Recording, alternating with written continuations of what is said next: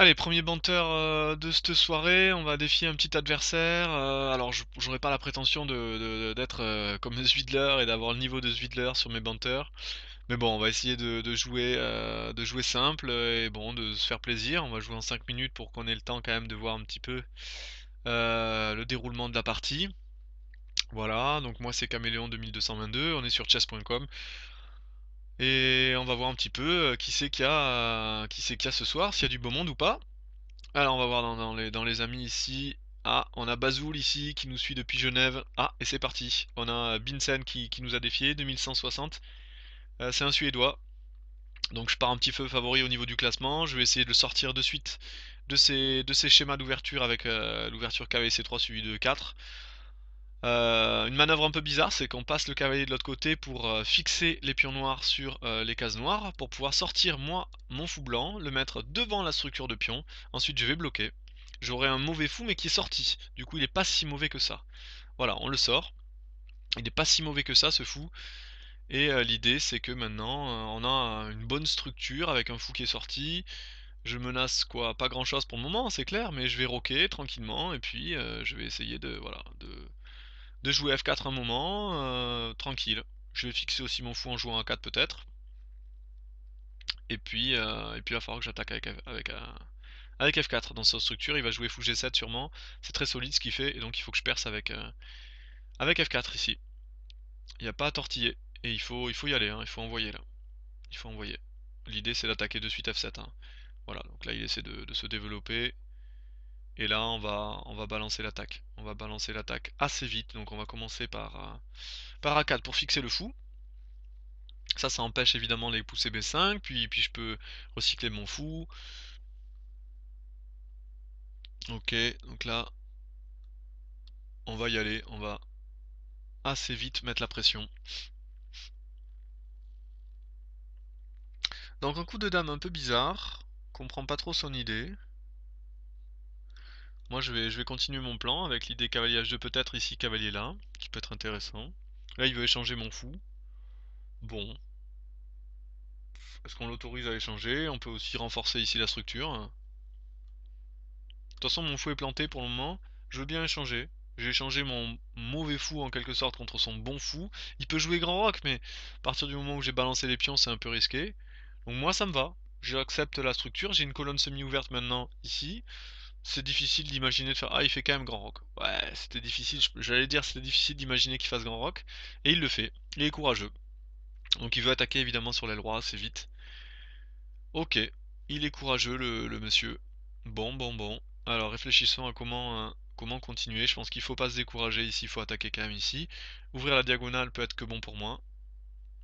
Alors j'étais en train de réfléchir tour B1 ou attaquer directement, mais je vais pousser, il va jouer B6, je vais pas aller très loin. Donc ici, l'ouverture des lignes va pas être si facile que ça. Il faut que je passe tranquillement d'abord par l'attaque en E5. Donc on va voir ce qui se passe. Mon idée évidemment c'est de renforcer après avec cavalier F3 ou cavalier G4. Donc là je prends. Il veut échanger son mauvais fou. Il a pas tort. Alors, est-ce que ça marche? Est-ce que ça marche d'échanger le mauvais fou? Parce que je peux faire ça et puis aller mettre la pression là. Là je peux mettre la pression. Ici, sur la case faible. On va voir ce qui se passe. Franchement, on va voir ce qui se passe. Sur cavalier prend, il y a dame prend échec. Je défends mon cavalier et puis j'ai surtout une pression sur F7, hein. Il a un pion qui est un petit peu arriéré. S'il fait pas grand chose, je peux jouer cavalier F6, cavalier D5. J'ai un cavalier très fort après planté là. À lui de voir, hein, c'est risqué. Évidemment, des coups intermédiaires peuvent être aussi envisageables. Mais cavalier prend, il y a tour prend F7 qui est risqué. Donc s'il prend là, je prends le cavalier E7. Bon, il y a des fourchettes ici qui marchent peut-être après H5, il me vire le cavalier, c'est compliqué, hein. C'est une position assez complexe ici. Il faut bien analyser et bien réfléchir quel est le meilleur coup. C'est pas si simple, pas si simple. Donc là, le fait que mon adversaire prenne du temps le démontre bien. Donc son idée évidemment c'est de prendre et de m'empêcher donc de prendre le pion. C'est pas bête. Et de jouer bien sûr F5 si je me barre. C'est pas bête cette idée, elle est pas bête, hein. Alors qu'est-ce que je fais? J'ai plusieurs possibilités. Est-ce que je fais pion pouce? Intéressant. Cavalier prend. Je me libère une case pour mon autre cavalier. Ouais, franchement, c'est tentant.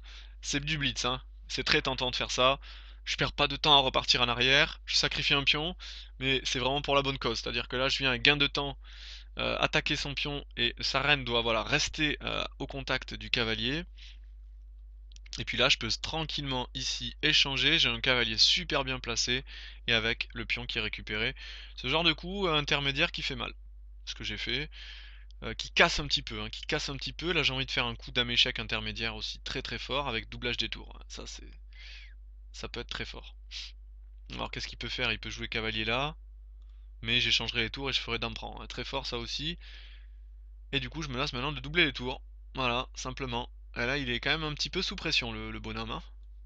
Parce que si j'arrive à rentrer sur la septième avec mes tours, avec mon cavalier qui est prêt à bondir, ça peut être très très vite ennuyeux. Très très vite ennuyeux. Ouh là là. Alors, il essaie évidemment le coup intermédiaire ici, c'est pas mal. Mais moi, je peux envisager l'échange de reine hein, dans cette position. Je suis confortable, hein. Je suis très très confort. Alors, qu'est-ce que je peux faire pour échanger les reines? J'ai envie quand même de jouer vicieux. C'est-à-dire que là, je permets de garder la colonne, puis je menace des cavaliers prend avec mat, si son cavalier s'en va. C'est le genre de coup vicieux. Il fait très très mal, hein, parce que son cavalier est attaqué, il peut pas facilement le défendre. Et ce coup cavalier là qui arrive à tout moment, qui peut arriver à tout moment. Donc voilà, bah, il tombe ici dans le panneau, c'est ce que je disais. Donc sur cavalier prend qui a l'air gagnant, il peut échanger les reines ici. Mais s'il échange les reines, je prends et puis je prends en B7, donc j'ai deux pions de plus. J'ai deux pions de plus.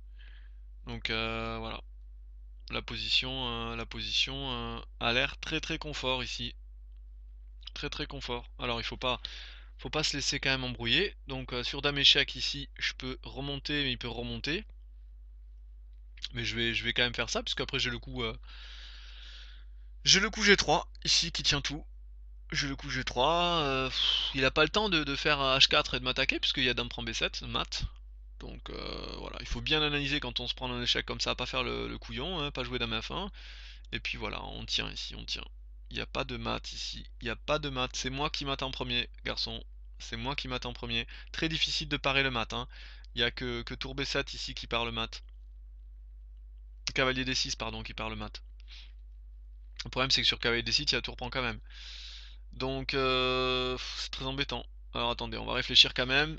Qu'est-ce que je fais? Tour prend. Alors là, il faut réfléchir. Qu'est-ce qui se passe? Sur tour prend, roi là. Qu'est-ce qui se passe après? C'est ça. Parce qu'après, j'ai quand même mon cavalier en prise. Et si je m'enlève, j'ai ma tour aussi en prise. Donc, faut pas s'embrouiller. Il faut bien regarder. Ah, mais j'ai tour prend avec menace mat en bas. Donc, ça a l'air de marcher. Ouais, on y va, ça marche. On y va, ça marche. C'est-à-dire sur roi... Et il abandonne. Donc là, la variante, c'était sur roi C8, ici. Je faisais tour prend. Et si dame prend, ici, il y avait mat en bas. Voilà. Ben, un premier banteur qui s'est plutôt bien passé. Une bonne partie, hein, de mon côté. Bon, ben voilà, je vous dis à une prochaine vidéo.